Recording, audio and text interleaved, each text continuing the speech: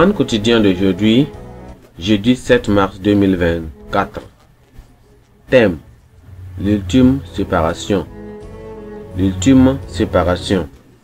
Texte de lecture sur le livre de Matthieu 25, lisons à partir du verset 31 jusqu'au verset 46. Lorsque le Fils de l'homme viendra dans sa gloire avec tous ses anges, il s'assiera sur le trône de sa gloire. Toutes les nations seront assemblées devant lui. Il séparera les uns d'avec les autres, comme le berger sépare les brebis d'avec les boucs. Il mettra les brebis à sa droite et les boucs à sa gauche. Alors le roi dira à ceux qui seront à sa gauche, à sa droite: venez, vous qui êtes bénis de mon Père, prenez possession du royaume qui vous a été préparé dès la fondation du monde. Car j'ai eu faim et vous m'avez donné à manger. J'ai eu soif et vous m'avez donné à boire. J'étais étranger et vous m'avez recueilli. J'étais nu et vous m'avez vêtu. J'étais malade et vous m'avez visité. J'étais en prison et vous êtes venus vers moi. Les justes lui diront: Seigneur, quand avons-nous vu avoir faim et t'avons-nous donné à manger, et avoir soif, nous t'avons donné à boire? Quand avons-nous vu étranger et nous t'avons-nous recueilli, et nu t'avons-nous vêtu? Quand avons-nous vu malade ou en prison et sommes-nous allés vers toi? Le roi leur répondra: je vous le dis en vérité, toutes les fois que vous avez fait ces choses à l'un de ces plus petits de mes frères, c'est à moi que vous les avez fait. Ensuite, il dira à ceux qui seront à sa gauche: retirez-vous de moi, maudits, allez dans le feu éternel qui a été préparé pour le diable et pour ses anges. Car j'ai eu faim et vous ne m'avez pas donné à manger. J'ai eu soif et vous ne m'avez pas donné à boire. J'étais étranger et vous ne m'avez pas recueilli. J'étais nu et vous ne m'avez pas vêtu. J'étais malade et en prison et vous ne m'avez pas visité. Ils répondirent aussi: Seigneur, quand avons-nous vu ayant faim ou ayant soif, ou étranger, ou nu, ou malade, ou en prison, et n'avons-nous pas assisté? Et il leur répondra: je vous le dis en vérité, toutes les fois que vous n'avez pas fait ces choses à l'un de ces plus petits, c'est à moi que vous ne l'avez pas fait. Et ceux qui iront au châtiment éternel, mais les justes à la vie éternelle. Amen. Le verset clé, c'est le verset 46 qui dit: et ceux-ci iront au châtiment éternel, mais les justes à la vie éternelle. Amen. C'était l'enterrement d'une mère pieuse, bien-aimée. La foule venue rendre un dernier hommage à cette grande dame arborait un air sombre. Le prédicateur donnait un sermon chargé d'émotion pour exalter les vertus et l'œuvre de la chrétienne disparue. En concluant son exhortation, il a fait deux remarques aux enfants, à ceux d'entre eux qui étaient nés de nouveau. Le prédicateur a dit que les mamans leur disaient bonne nuit. À ceux qui n'étaient pas nés de nouveau, il a dit que leur maman leur disait au revoir. Ces deux remarques d'adieu contrastées illustrent la séparation finale et font allusion à deux destinations qui se joueront à la fin de la vie. Certaines quitteront ce monde pour retrouver leurs proches à Christ et au paradis, tandis que d'autres ne reverront jamais leurs proches et ne pourront pas vivre avec Dieu dans le saint paradis.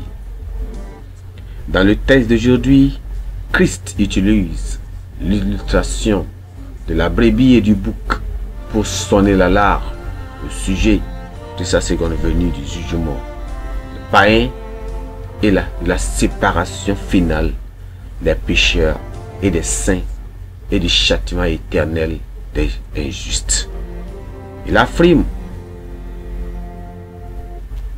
clairement l'existence de deux destinations distinctes, à ce qui déterminera où chacun passera l'éternité. Alors que le roi, c'est-à-dire Dieu, accueillera ceux qui seront à sa droite, c'est-à-dire les croyants en Christ, et les fera entrer dans la félicité éternelle du ciel. Ceux qui seront à sa gauche, c'est-à-dire les incroyants, les pécheurs non repentis, auront leur demeure en enfer, où ils souffriront éternellement, selon le Seigneur. La vie que nous avons ici, l'amour que nous portons aux autres et notre décision de rester des brebis dans sa bergerie détermineront le côté où nous irons à la fin de notre vie. Quels que soient les arguments, quelle que soit l'opposition de l'homme à la réalité du ciel et de l'enfer, il est à la séparation finale. Rien du tout, cela ne peut invalider l'accomplissement de ce que Christ a dit qu'il se produira. Les vrais croyants comprennent l'inaltérabilité des paroles de Christ, car c'est le fondement de leur foi et de leur salut. Les cieux et la terre peuvent passer, ces paroles demeurent, dit l'Écriture. Notre connaissance commune de la mort et les événements instables de notre monde devraient continuer à nous rappeler que ce monde est un lieu temporaire et que nous n'avons pas encore atteint notre lieu de repos final. Oh Seigneur, les éléments récents ou bien les événements récents montrent que cette séparation ultime est proche. En tant que pèlerin, en tant que voyageur, en tant qu'étranger, nous devons donc faire preuve de sagesse et nous préparer à notre demeure éternelle. La seule condition qui garantit l'accès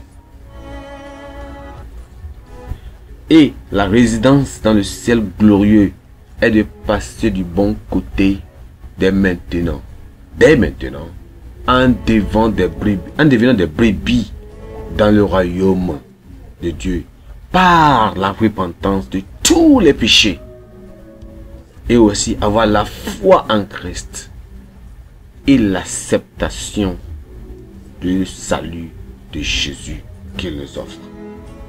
Gloire à Dieu. Que le Seigneur nous aide vraiment. Que nous n'allons pas vivre dans le péché. On va se repentir plus tôt. Quand Christ viendra, on verra le ciel au nom de Jésus-Christ. Pensez du jour.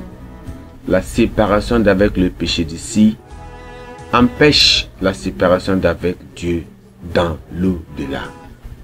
La séparation d'avec le péché d'ici empêche la séparation d'avec Dieu dans l'au-delà. La Bible en a un nom.